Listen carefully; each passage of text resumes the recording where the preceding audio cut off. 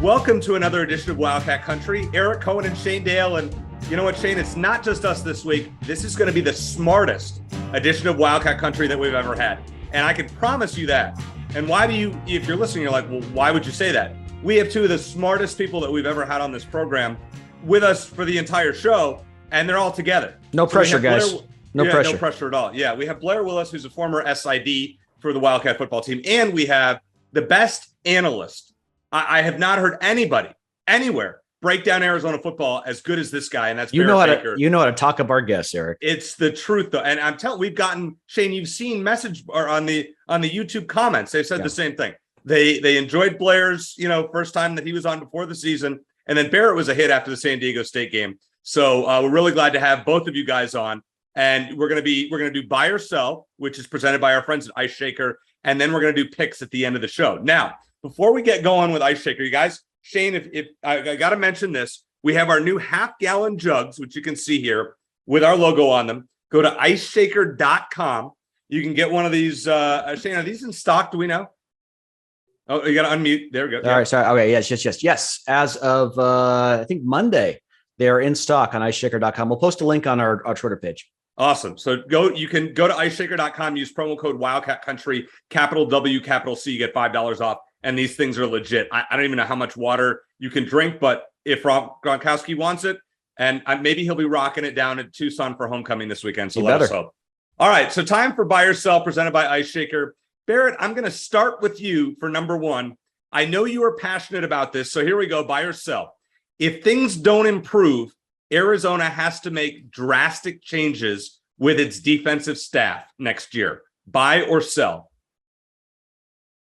I'm going to sell that because I think that it's important. Though I have been very displeased with the results on the field, I do think there is something to the fact that when you look at the continuity of our defensive staff and how many changes, what that does when you change a defensive system every year, that player that is a sophomore, a junior, a senior, and should be immediately reacting to things, they have to go back to reading and thinking. And when you think on defense, you're a step behind, and that's losing football. So I think that they make minor tweaks. I think that maybe you bring in somebody, as we've talked about before, that can then give Coach Nansen a little extra help to lend, a second opinion. But I think with the recruiting prowess that staff has, I don't think it's time to just to wipe the slate clean. Recruiting wise, we got to get some wins on that front as well. So I'm going to sell on that. I don't think we make drastic changes at this point. All right, Blair, how about you? Buy or sell that drastic changes need to be made on the coaching staff next season if things continue as they are? Well, if they continue as they are, I think the question becomes much more relevant the deeper into the season we get. Bye week, we're just over the halfway point. The bye week, came at maybe an opportunistic time to get some players healthy, maybe even let the coaching staff kind of, take a step back, reassess some things, not just necessarily scheme-wise or personnel-wise, but, how are they teaching this? How are they communicating it? How are they implementing it? What are some of the little changes that you can use the extra days of the bye week to maybe get a more complete game plan, one that these players understand and process? The challenge, though, for Arizona, the coaches, the players, everybody, is there's some really, really, really good offenses coming up. I mean, you've got, obviously, USC this week's one of the best offenses in the league. You've still got Utah and UCLA coming up. So the task gets no easier for this coaching staff. I think you have to understand that. I mean, you're not going to necessarily see Arizona go from being one of the worst defenses in the league to one of the best all of a sudden here the second half of the season, so to speak. But you would like to see some incremental progress. I think Barrett's point is right on. You want to keep that continuity.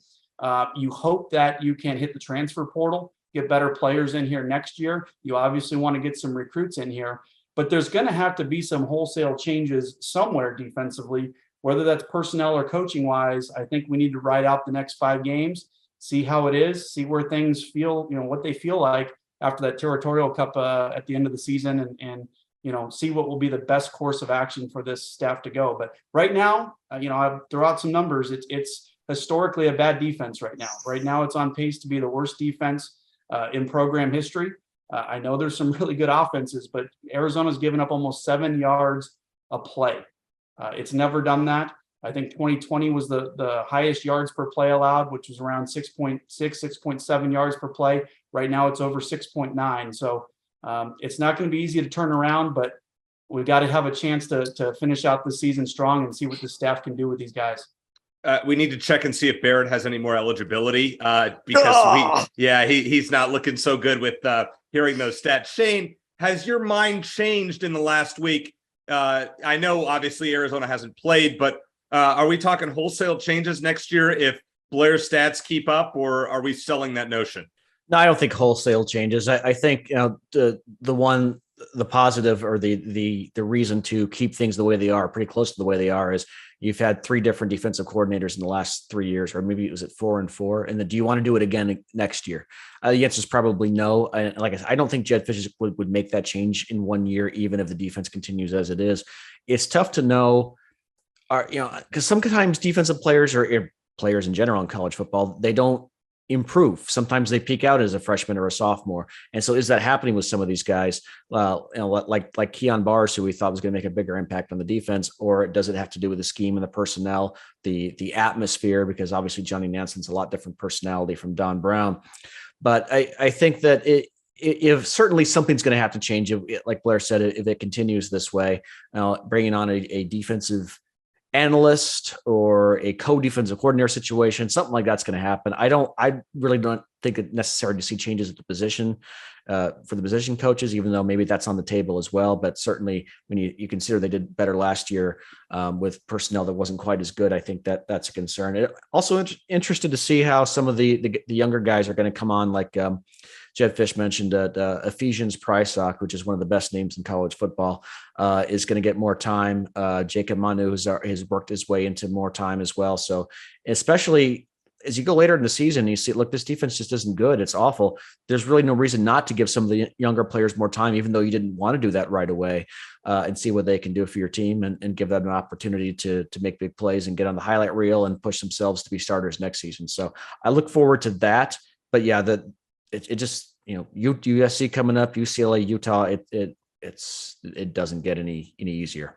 I'm going to go a little off topic with my answer for this one. 2024, I looked at the schedule. USC and UCLA are off the schedule. Arizona has 2 weak non-conference opponents. Then I think they're at Kansas State.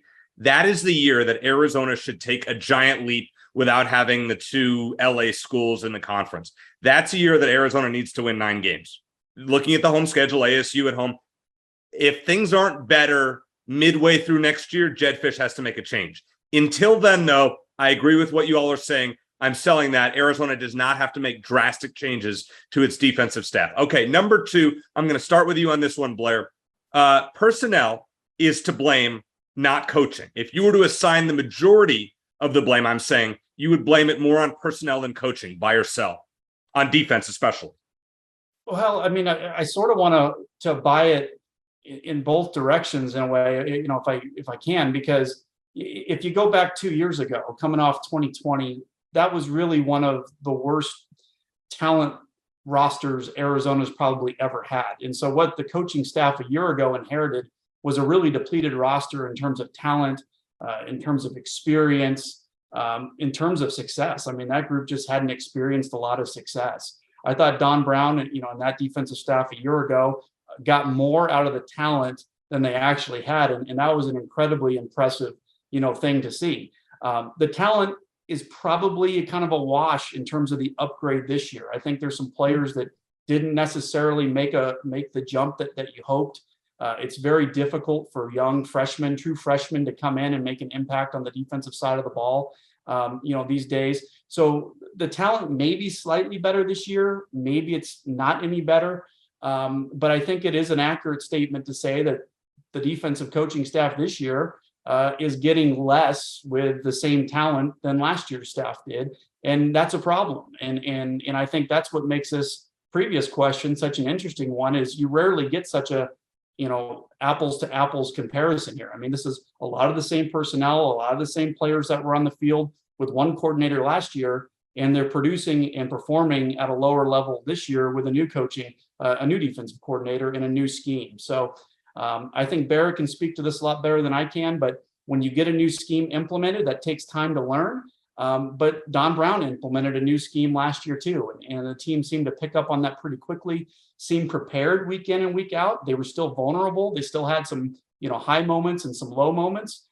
It just looked to me that the team was more prepared a year ago and also executed its plan each week a little bit better than this team has so far this year. So I think that part of the blame falls a little bit on the coaching staff, even though talent-wise, I don't know that they're necessarily any better than they were a year ago. All right, Barrett, personnel is to blame, not coaching. What do you say? So I think for me, look, we lost Trevon Mason, Mo Diallo, and Pandy. None of those three guys are on an NFL roster today. So what that means is that while they were good, solid players, they were not irreplaceable. They're not, they didn't make the NFL roster. They're not even on a training or on a practice squad this year.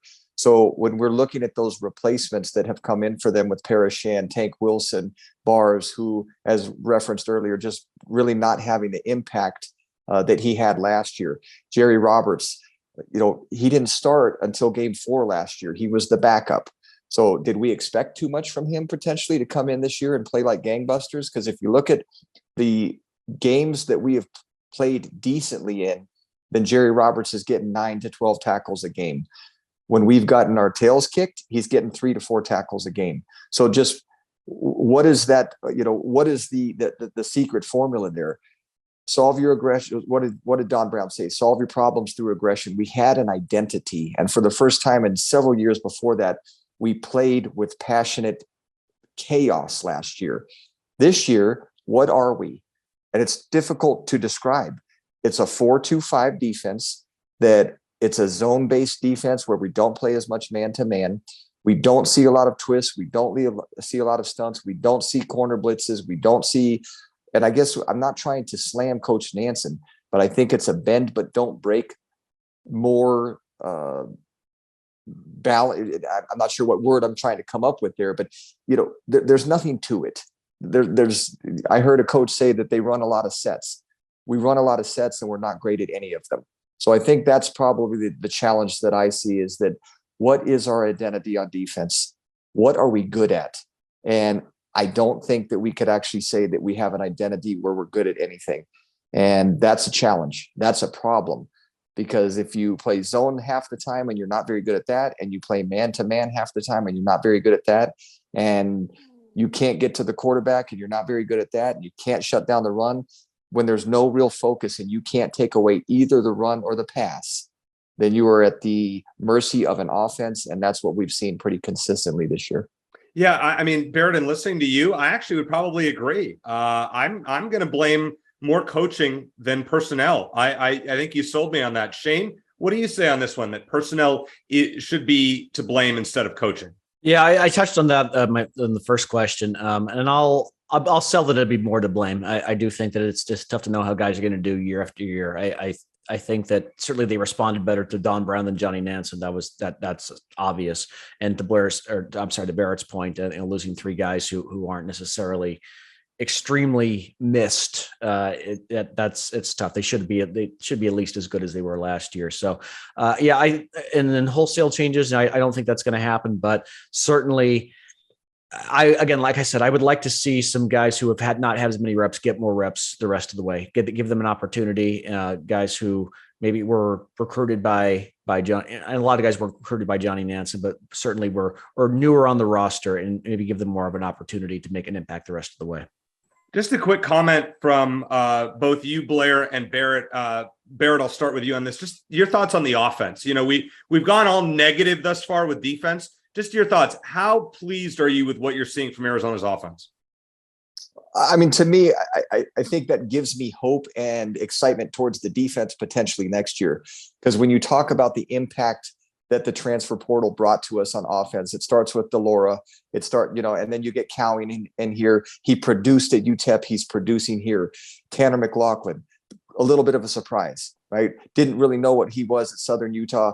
Huge impact on this offense.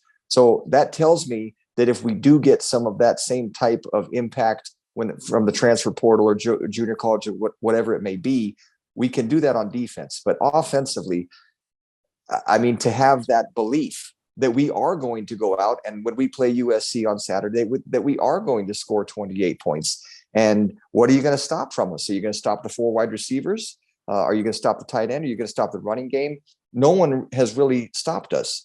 And I think after 7 games, that's not fluke. I think we're seeing a high level of football on the offensive side, and there's no cavalry coming on the defense. So we've got to continue to try to outscore teams and get a few stops. But I mean, literally 0 complaints. Could you nitpick and say Peyton Fears isn't playing very well in pass protection? Yeah, you could. You know, could you say that we've dropped a few balls like Dorian Singer? He makes some unbelievable catches. He's also dropped a couple that you got to make sometimes. So, you know, we're not turning the ball over that much. Delora, you know, as Coach Fish has talked about that, there's no 14-point play. Just take what's there, keep moving the chains. But I mean, those are really, really small things that we could pick apart. But on the whole, again, we talked about this. People last year were questioning whether Jed Smith could Coach Fish could call a game. Was he a good offensive? I was one of them. One of them. I mean, we all were, right? But man, there's a difference between Plummer and Cruz behind quarterback or behind center and Delora. And those two are probably intertwined, but what a difference it's made. And it's really fun to watch. Blair, offensively, have they surpassed your preseason expectations? Yeah, they've blown out my preseason expectations. I knew it was going to be a better offense. I mean, you bring in playmakers like Jacob Cowing and Tetairoa McMillan and obviously Jaden Delora. You knew we were going to be better. We were going to be a little bit more prolific in the passing game. For me, I still had question marks on our offensive line. And you know, it's still probably a general area of a little bit of weakness, especially in the running game. We're running the ball pretty effectively. We're running it more effectively than last year. That group has improved itself. I think we actually pass protect pretty well. You know, there's obviously some plays here or there. You know, we've given up some pressure, as Barrett mentioned, obviously, you know, from the right tackle position at times. But I mean, for how much we throw it, and for how, you know, Jaden can see things and use his feet and escape trouble. You know, we've done the things to make him successful and make this offense successful. So they've surpassed my expectations coming into the year. I think Barrett, you know, going back to the defense, made a great point about identity. What is this defense's identity? That was my number one question about the Jed Fish hire in year 1. I didn't know going into last year what the identity of the offense wanted to be. I think it took us some time because of all the struggles we had with rotating quarterbacks week in and week out to really see that identity. I thought as Will Plummer got to play game after game down the stretch, you actually started to see some of this creativity in the play design, some of the play calling that Jed had. I thought we used Stanley Berryhill really well last year. Now you fast forward another year, he's taken that identity, he's put all these new pieces together. It's a really exciting offense to watch. You can keep defenses off balance. And like I said, the more consistent the running game can get, the more dominant it can get, especially in the red zone. This offense can become a really, really prolific offense. So my last buy or sell question for you guys, and then I'll have more for you in the next segment. Shane, I'll start with you. Arizona has given up 49 points in each of its 3 Pac-12 losses, all 3 of them. Buy or sell, USC will score 49 or more points this weekend. And it's crazy too, because Oregon could have easily put up more if they had to. They could have gotten 60. Foolishly, I'm going to sell it. I feel like, you know, this is frustrating here because I feel like if our defense was as good as it was last year, we'd actually have a decent chance at an upset. Right. And you think, okay, well, Arizona's got a bye week. They got a week to get things right. Well, USC's had a week to stew over that exactly. loss. So that's kind of a wash there, but I'll say that somehow, some way they'll hold USC to 48 points or less. I know we'll get into predictions in the next segment. I'm not confident in that very much, but I think it's just hard. It's hard for me to figure out how they're going to find a way to win. I know we're going to get to that. We'll get to that. We'll get there. But I think that if Arizona's defense was as good as it was last year, they'd have at least one more win right now. I think the Washington game was the most likely candidate there, and they still, even with that, they came close. There was a holding penalty that went against them late in the game, but I'll say somehow, some way they'll hold USC to under 49 points, just because I'm a huge optimist, as you know, Eric, and I'm going to take a gamble on that one. All right. Speaking of gambling, I like the under 76 in this game, so I'm selling it. I think it's going to be lower scoring than that. I'm just going to say that. All right, Blair. Buy or sell, USC is going to score 49 or more on Saturday. Yeah, if Arizona's going to have a chance to win the game, I'm going to have to buy this and say that USC is not going to score 49. I think if Arizona can even hold them around 40, 41, somewhere in there might be enough opportunity for Arizona to score enough points to win the game. But USC's they got some dynamic receivers. They're running the football well. The offensive line is kind of playing up to standards that we haven't seen from the USC offensive line in a number of years. And that was including a head coach, that was kind of an offensive line run game coach in the past.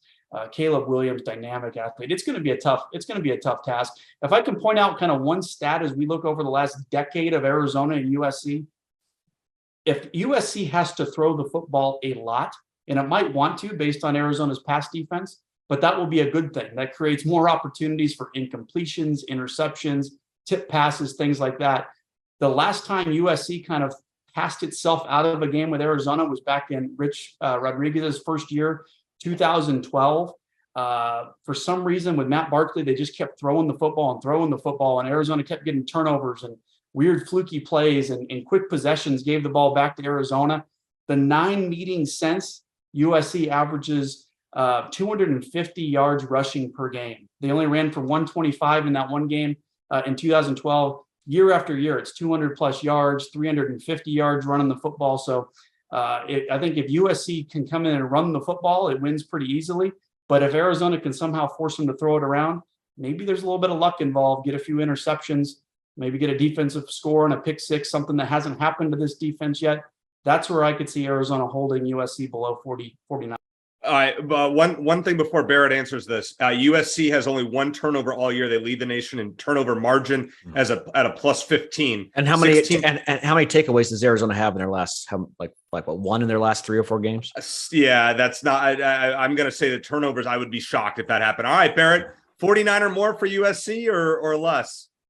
Let me just start off by saying this. I think we've got a new nickname, the Encyclopedia Blair Tanica. Very nice. Okay, what he just did there, Encyclopedia Blair Tanica, a very impressive Blair. My optimistic to laugh at what you said, Shane. How can we continue to give up 49 points? It's not possible, is where my mind goes. I cannot figure that we have 15 kids on that defense, right, with a couple backups in there that are going to continue to get pummeled. So I'm just using raw emotion and Wildcat bleeding of red and blue through and through that I have to say that we will hold them under 49, but there's no logic behind that whatsoever. Okay, fair. And I'm with you, Barrett. I have no logic behind mine. I'm just saying a bye week, maybe we hold them under 49. All right, coming up in the next segment, we're not only going to do picks, but I have one question for each of you separately to answer. I'm putting you all on the hot seat with different topics. So not only football, I'm just going to say that here on Wildcat Country. And once again, we want to thank our sponsor, Ice Shaker, for sponsoring Buy or Sell.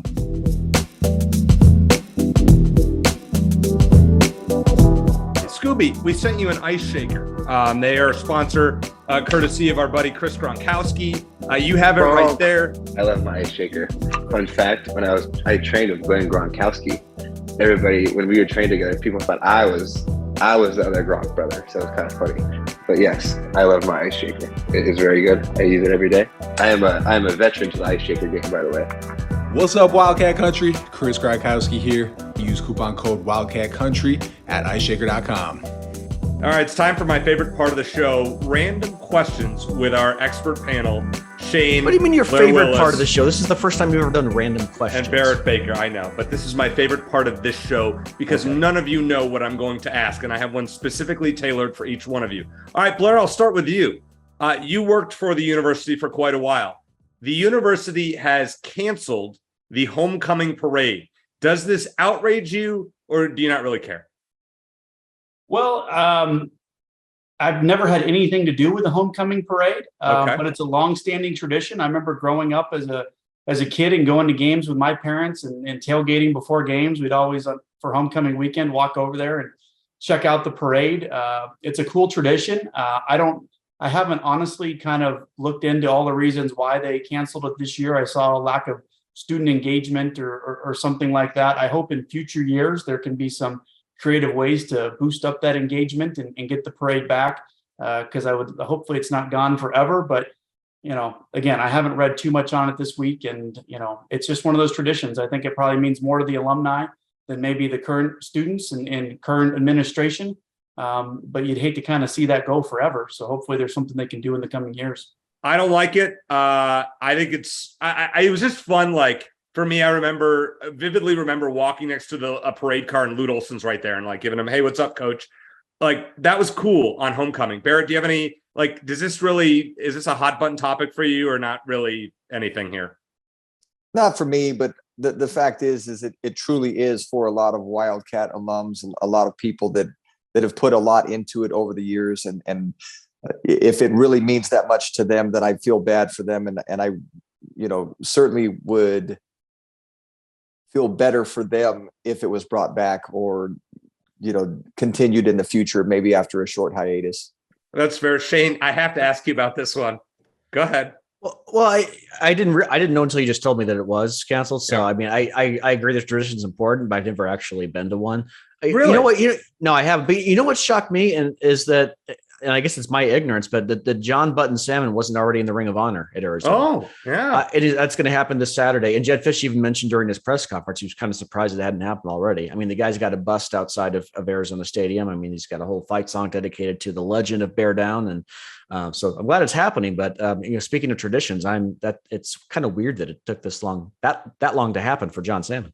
Yeah, that is a very weird one. And I don't think any of us knew that he wasn't in the Ring of Honor. I think 90% of us had that reaction. He wasn't already. All right. So Barrett, Shane and I talked about this one, but I'm going to ask you and then we'll go to Blair on this one. I said last week that 2022 will be the best home schedule that Arizona will have for many years to come. There will be no more USC and or UCLA on the home schedule. The odd years don't have ASU. We had a top 25 Mississippi State team from the SEC. We had a top 10-ish Oregon team come in, plus, 10th ranked USC. It's never going to get better at home for Arizona football fans. Buy or sell. I mean, just thoughts on that. I love watching Arizona Wildcat football. So the truth of the matter for me is I don't care who they play. I love going to the Fair. games. I love supporting the players. Yes, I want our program to be at a level that we can compete against Mississippi State, that we can compete against Oregon and send our fans home happy and actually get them there with the anticipation of victory. So I don't really care who we play. I just like to come out with victories. I like our student athletes to be able to sing Bear Down in the locker room. And if I may make fun of that, they need to practice. Whoa, good. Sorry about that, guys. You're good. I'm back. That was a quick save there. Hey, I'm a defensive back. Knock it down. But we need to practice our Bear Down. Really? Okay. I don't know that. Yeah, if you watch the videos that they film, they're a little bit off when to wrap up that fight song. So that's the goal next year. Get the fact that we can sing that, 8 or 9 times. But to go back to your original question, I love Arizona Wildcat football. I don't care who we play. I just like to see wins. Yeah, Barrett wants the Michigan scheduling where Jim Harbaugh schedules like the worst teams he can find for non-conference and then plays in a weak Big Ten, except Ohio State and maybe Penn State occasionally, maybe Michigan State. All right, Blair, give us some historical perspective here. It's never going to get better than this going forward as far as a quality home schedule at Arizona Stadium. Do you agree with that? To an extent, it's a good schedule. I just don't know where college football is going to be, say, in 5 or 10 years. Right. You look out into the 2030s, early 2030s. I mean, there's some great non-conference opponents. You've got Alabama's and Nebraska's and Kansas State's coming up sooner. I mean, you got some of those matchups, but by then you're already past the next TV deal. Most likely you're into the next iteration of the college football playoff. So projecting into the future is a little hard when it comes to scheduling.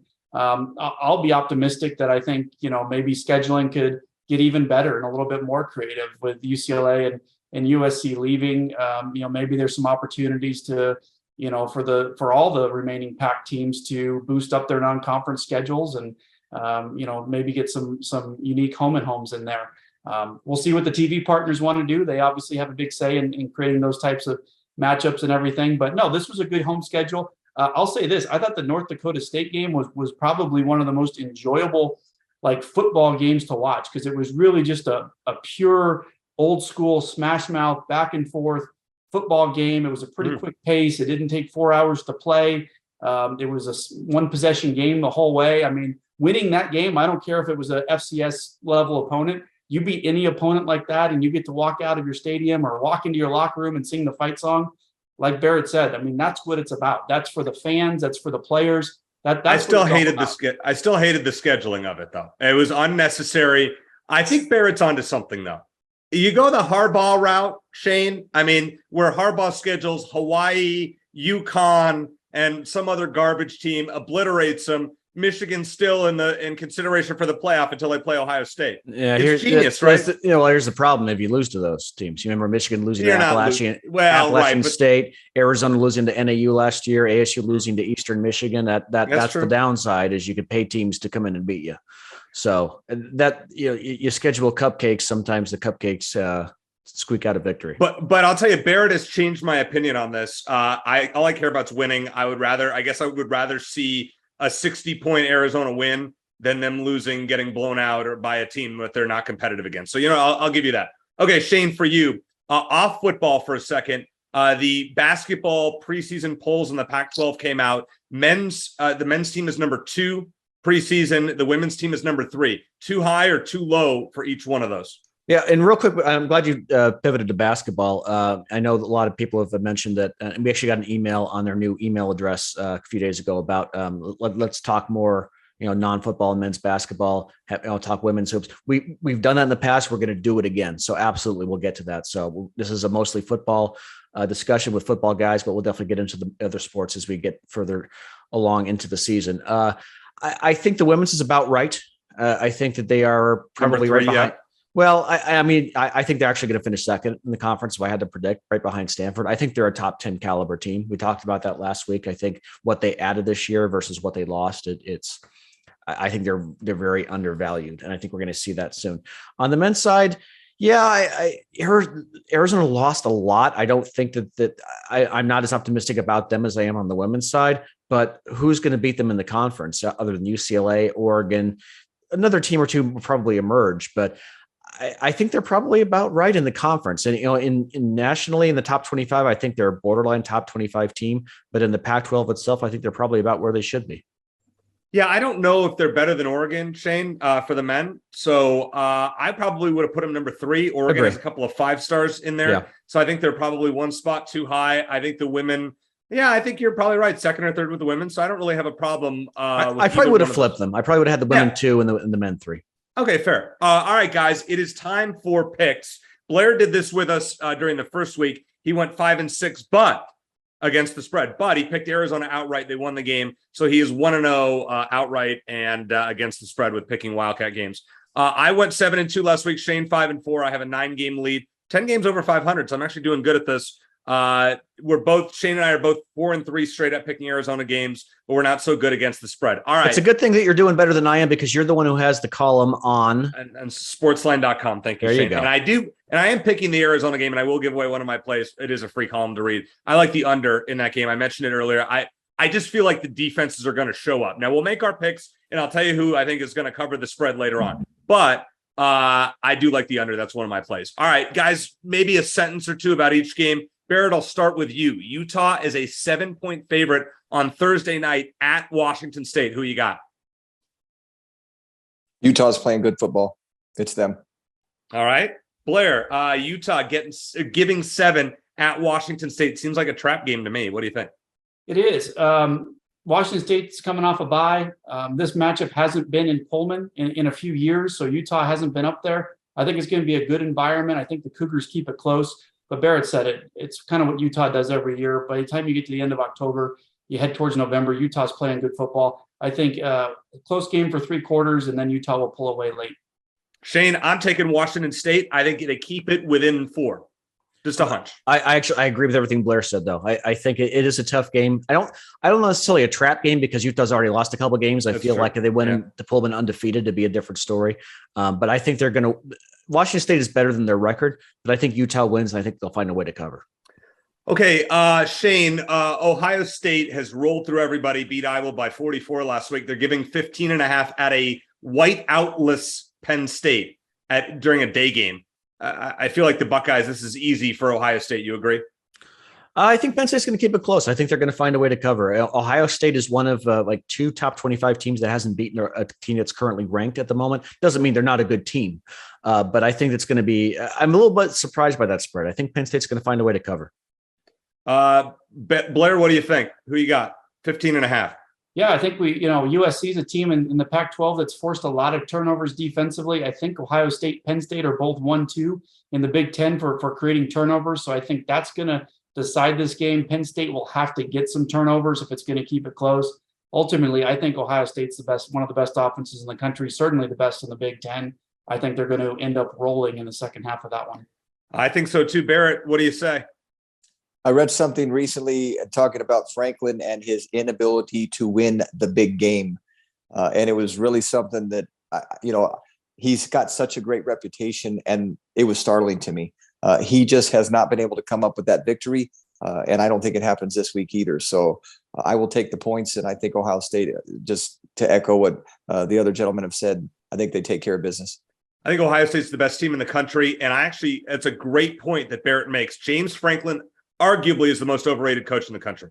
He is. I'm going right. I'm going to take it a step further. Very overrated. Okay, guys, quick one here. We know Georgia is not losing to Florida, but they're giving 22.5 points. Blair, is that too many? It could be. And I think Georgia's not going to have any trouble winning this game. But I think 22 is a lot to cover. So I'm thinking something more around the 17 points would probably be a good spread with Georgia pulling away late. Barrett, is that too many points in a rivalry game like that at a neutral site? Which Georgia shows up? The team that trounced Oregon 49-3, or the team that was behind against Missouri? That's the challenge there. 22 points is a lot of points against a quality opponent. So I think they will not cover that. I would say it's going to be a little bit closer than that. Shane, I'm going with Georgia. I think Georgia, this is one of those 38-7 type of games, in my opinion. What do you say? Could be, but I'm going to go with Barrett and Blair. I think it's going to be closer than that. I think Georgia can win handily, and still Florida will find a way to cover. 21 points, it's still a cover. Well, I'm on an island twice out of the first 3. We'll see about this one. Oregon has scored at least 40 points in every game except their first one against Georgia, which Barrett just referenced. They are giving 17 to a Cal team that probably overachieved against Arizona and hasn't done much since. I like Oregon with the points. Barrett, we'll start with you. Who you got? Gotta be Oregon. I just where they're who are until they've placed Georgia again, no one's stopping them. Nix is playing at a very, very high level. He's making it look easy right now. Cal's performance against us was, I would say fluky. It seems like at this point. So it just, again, it's an easy pick for me to go with Oregon on that one. Blair, how about you? Yeah, I think Oregon's going to win this football game, but I think it might be a little closer than expected. Justin Wilcox and Cal are just one of those teams, especially, at home, that seem to keep things close. The Washington game last week was one of those. Washington should have been able to throw the football around the field against Cal like Arizona did earlier in the season, but they really couldn't capitalize and score. Cal just hung around and was down by 7 with a chance there late in the game. I think this could be a similar game for Oregon, which kind of has a letdown coming off the big emotional win last week. So I think it's close for a while, but I really don't think Oregon has too much trouble winning this game in the end. Okay, Shane, how about you? So you're going with Oregon with the points. I'll take Cal. You'll take Cal with the points. Okay, but you think Oregon's going to win the game. Okay. Shane, who you got? Yeah, I got Oregon with the points. Cal's loss to Colorado just sticks in my head. I think that the Arizona game was a bit, of an outlier, to put it. We're in polling election season. It was the outlier. I think Oregon finds a way to cover 17 points against Cal. One thing I wrote about in my Sportsline column, Oregon has to blow teams out now to get respect after that week 1 loss. It's stupid, but that's the danger in playing a game like they did against Georgia. Now they have to crush everybody. I think they try to run up the score here, and I think they will on Cal. Okay, guys, quick pick on this one. Oklahoma State, even though they're ranked much higher, is getting 1.5 from Kansas State on the road. I like Oklahoma State to win the game outright, so I'm taking them. Shane, how about you? I'm going to go with K-State. I mean, they really should have beaten TCU. They kind of fell apart in the second half. I think that the Big 12 cannibalizes itself kind of the same way the Pac-12 does in terms of college football playoff hopes. So I like OK State, but I think Kansas State finds a way to win. Blair? Yeah, I think this is a really tough game to pick. I think Oklahoma State's the better team by a small margin overall, but going into K-State, a good football team that's been playing well this season, coming off a tough loss. They'll be hungry to get back. I'm going to take Oklahoma State because I think they're a little bit better football team, but I would not be surprised to see K-State also prevail here. Barrett, how about you? Never bet against the Wildcat. It's going to be Kansas State. Wow. I mean, that's the best logic we've heard yet. All right. The reason I included this one, obviously it's two ranked teams, but this is a trap game if there ever has been one. Kentucky is getting 12.5 at Tennessee. The way Tennessee's played, that seems easy. But Tennessee plays at Georgia next week. Kentucky is still ranked, and we remember who their coach is, former Arizona assistant Mark Stoops. Okay, Barrett, I'll start with you. Are you taking the former Wildcat? Well, I guess it's a Wildcat, so I guess I should already know my answer, right? Yeah. You already did it, right? Yeah. Never bet against the Wildcat coaching, alum. And so I think Kentucky is one of those teams that sometimes they can really surprise you. And Tennessee, again, that letdown, it's inevitable. They're just going to be coming off a victory over Alabama, which everybody just went hysterical. So again, Kentucky Wildcats. Blair, any love for Kentucky in that you worked with Mike and Mark Stoops back in the day? Yeah, I mean, Mark's done an incredible job there. It's really probably one of the best coaching jobs in the country over the last 8 to 10 years. I mean, he's elevated a program in a true football powerhouse league that's historically a basketball school. I mean, kind of something we'd like to see Arizona get to some days, a team that can contend year in and year out. I think Kentucky keeps this thing close. I think there's a decent chance they pull the outright upset here. I think it's going to be a very, very close game, one possession the whole way. And I just wouldn't be surprised for Mark Stoops' bunch to kind of punch back. They had a couple lumps earlier in the season with some injuries and missed some players, but I think this is a big, big game for them. And Tennessee's obviously riding high with that really, really big game looming next week. Shane? Agree once again with Blair. I actually think that I would be shocked if Kentucky won it outright. I think Tennessee is not quite as good as where they're ranked right now. I don't think Alabama is quite as good as they've been in previous years either. They should have lost to Texas. And they've had a couple of rough outings where they probably should have done better. So I think Kentucky finds a way to. I'm not going to be bold enough to pick Kentucky to win outright, but I think they're going to find a way to cover and put the fear of God into the Volunteers. All right, two more Pac-12 games before we get to the big one.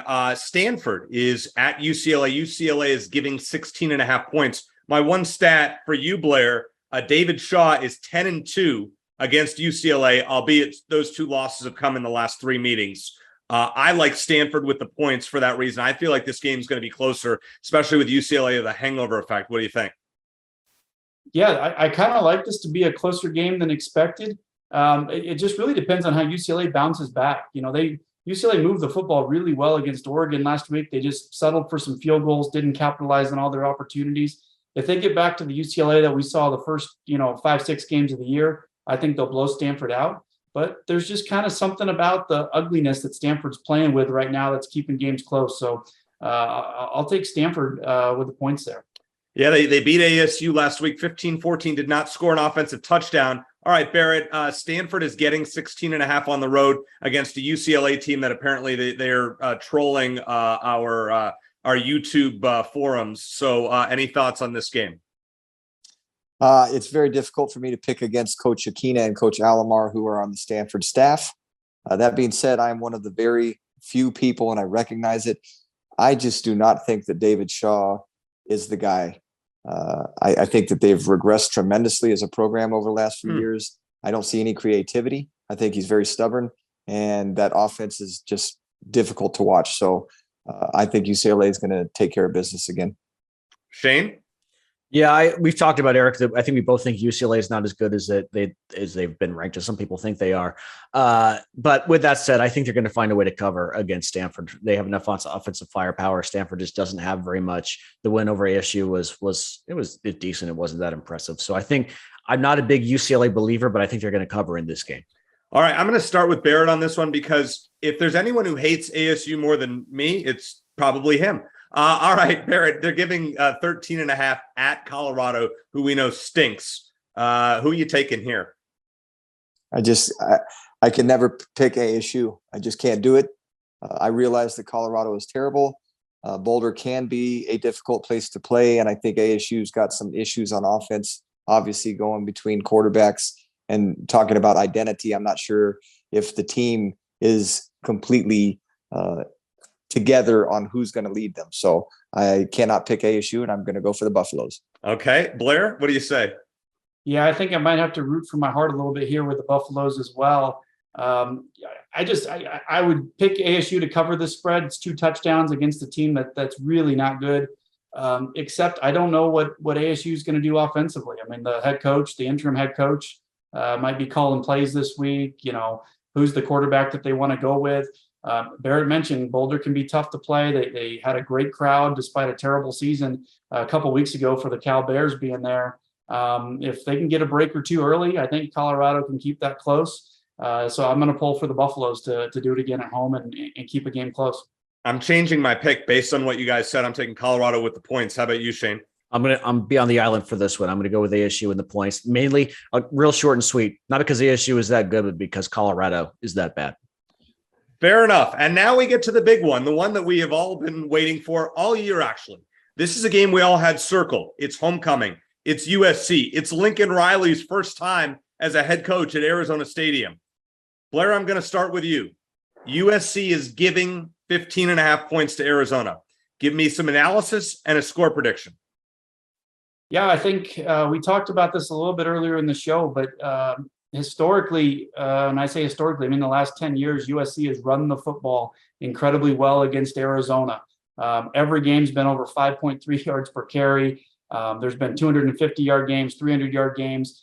Arizona just has not been able to stop the run in this matchup, and conversely, the Wildcats have not been able to run the football against the Trojans. So I really think that this game is going to come down to which team, can run the football or stop the run. I think if Arizona can actually run the football against USC, and when I say that, I mean getting 5 yards a carry, something Arizona's only done once in the last 9 meetings against USC, I think it gives them a chance because it'll balance out the passing attack. It'll make USC have to commit some numbers to the line of scrimmage. It'll create more favorable matchups in the passing game, maybe limit those, interception opportunities that the USC defense has been so opportunistic with this year. So I think the Cats have to be able to run the football a little bit this week, and they're going to have to find a way to try to make USC one-dimensional. They're going to have to put the game in Caleb Williams' hands, see if he can read coverages, make some pre-snap decisions. He can make plays with his feet. He might be, as good of a running threat out of that quarterback position because he's so big, you can't get him on the ground. But if Arizona can take away the run game a little bit, hold him around 4.5 yards a carry, that might be enough, just enough to, if they can get a tip pass, a deflection, a fumble, a scoop and score, Arizona might be able to keep this close. I'm gonna say it's gonna be a USC victory, unfortunately, but I'll pick maybe 45-34 as the final score. 45-34. All right, Barrett, you are as brutally honest as anyone when it comes to the state of Arizona's defense. What do you expect this week, and give us a score prediction?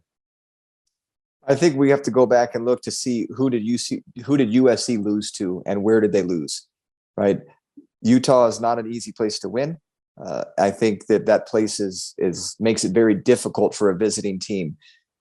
I just don't see where we're able to do that. I don't think we're able to disrupt the USC offensive rhythm. I think they've got some very difficult receivers to cover. And again, Blair kind of hits on that. We've lost the trenches against them consistently. They out-athlete us. We're not quite there yet. So my heart always wants it to be close, but with the defense this year, and Shane touched base on that, if it's last year and we're a top 60 defense or even a top 70 defense, I think we have a chance at it. we're not that. We're well into 115 or something. So I just don't think we can slow them down enough. Unfortunately, we have not been committing or getting the turnovers on defense, which was the one reason that was cited for Don Brown. The one chink in the armor there, right? That we didn't create enough turnovers. We haven't done that consistently. So I just don't see it. Unfortunately, I think that we end up losing probably by 27 or so. Okay. It's taking USC by 27. All right, Shane, give us some good news. Are you going to pick Arizona to at least cover the spread? Against my better judgment, I'm actually going to do so. I think that the bottom line is, like you mentioned, Eric, USC doesn't make any big mistakes. They don't turn the ball over. Arizona can't get any takeaways. I think the takeaways they got early in the season kind of masked some of their deficiencies. And without that, I don't know how they win. I think Arizona's capable of putting up points. I think they're going to keep it close, but I think it's going to be kind of like Washington. They're just not going to be able to put up enough. But for some reason, 38-31 USC has been sticking in my head. So against all logic, I'm going to go with that. I think that's a good pick. I feel like this game's going to be closer for a while. And then I think, kind of incorporating what you all said, and then I think USC pulls away. I think Travis Dye, the transfer from Oregon on the ground, is going to bust 175, 200 yards. Arizona's defense is going to get worn down. I think it's a 7-point game at halftime somewhere, and then we get blown out in the second half. USC 45, Arizona 24. I hope I'm wrong. I'm shocked that Shane is the only one who's picking us to cover the spread. But we will find out. Guys, it has been an absolute blast having you on. Just want to tell everybody where you can find everybody on Twitter. I am at Cohen's Corner AZ. Shane is at Shane Dale AZ. Blair is at Blair Willis UA. And Barrett Baker is at Barrett Baker 27. You can also find us at Cat Country AZ on Twitter. And if you'd like to email us, catcountryaz@gmail.com. Guys, thank you so much for joining us. It has been definitely the most intelligent show we've ever had in the 125 episodes we have done of Wildcat Country, and we look forward to doing it again soon. So for Barrett Baker, Blair Willis, Shane Dale, I'm Eric Cohen. Thanks for listening, and as always, bear down.